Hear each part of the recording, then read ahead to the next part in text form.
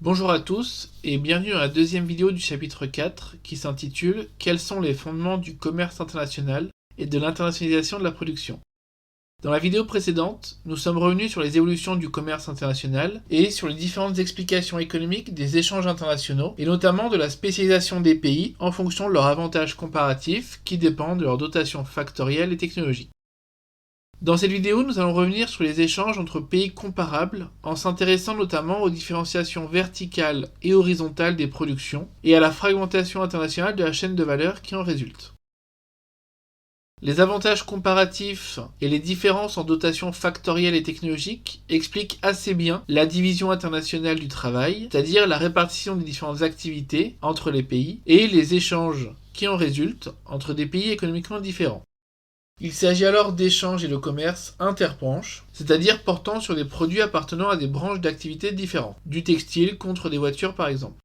Toutefois, des pays comparables économiquement, c'est-à-dire ayant des dotations factorielles et technologiques similaires, et donc des avantages comparatifs identiques, échangent également entre eux des produits considérés comme similaires. Depuis 1945, le commerce international a surtout lieu entre pays similaires, ce que n'explique pas la théorie des avantages comparatifs. Dès lors, pour expliquer les échanges entre pays comparables, il faut s'intéresser aux consommateurs. Grâce à ces échanges, les consommateurs ont accès à une diversité de produits plus grande, qui satisfait leur goût pour la diversité, en important des produits qui paraissent similaires, mais qui se différencient verticalement et ou horizontalement. La différenciation horizontale des produits concerne des produits appartenant à la même gamme de valeurs, mais ayant des caractéristiques techniques particulières, comme la couleur, la réputation, le packaging ou le marketing. Lorsque les produits diffèrent par leur qualité, il s'agit de différenciation verticale, puisqu'ils n'appartiennent alors pas à la même gamme de valeurs.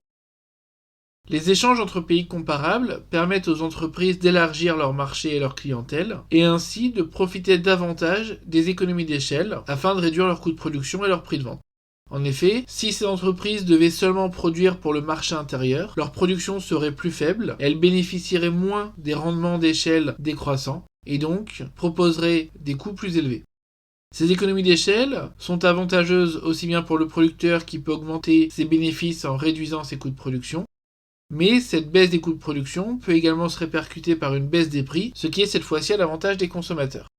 Dès lors, les pays économiquement comparables, par exemple la France et l'Allemagne, échangent entre eux en raison des préférences des consommateurs pour la diversité, en termes de caractéristiques, pour des produits de même gamme et ou de gammes différentes. Il s'agit alors cette fois-ci de commerce intra-branche, c'est-à-dire de produits appartenant au même secteur d'activité, mais différents par leur qualité, différenciation verticale, ou de même gamme et possédant des caractéristiques différentes, comme le design ou la marque, différenciation horizontale. C'est alors la demande qui explique la spécialisation, ainsi que les conditions de production et d'offre. Les échanges avec les pays similaires permettent d'augmenter les possibilités de choix pour les consommateurs et de satisfaire au mieux leurs exigences individuelles. Ainsi, le commerce international entre pays similaires permet de satisfaire la recherche de différenciation des individus par la consommation de produits différents.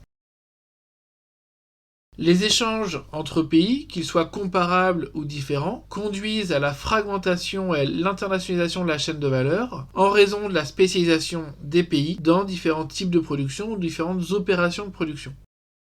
Les entreprises bénéficient ainsi des avantages comparatifs spécialisés de chaque pays pour chaque étape de la production.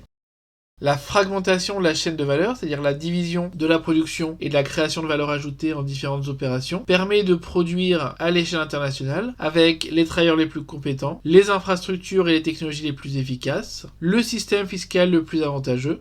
Cela permet également de se rapprocher des matières premières ou des clients afin de réduire le plus possible les coûts de production. En concentrant la production d'une étape d'un bien dans un pays particulier, les entreprises bénéficient des économies d'échelle en produisant en grande quantité et en faisant appel à une main-d'œuvre très spécialisée et productive, ce qui permet une nouvelle fois de réduire les coûts de production, de maximiser les bénéfices et ou de réduire le prix de vente du produit. Cette décomposition internationale du processus productif en plusieurs étapes réparties à l'échelle de la planète peut être représentée par la courbe du sourire. Les opérations les plus créatrices de valeur ajoutée sont situées en amont, la conception, et en aval, la commercialisation, de la production réelle, et sont situées dans les pays davantage développés, alors que les activités d'assemblage nécessitant un travail peu qualifié générant peu de valeur ajoutée, sont elles localisées dans les pays à faible coût du travail et moins développés.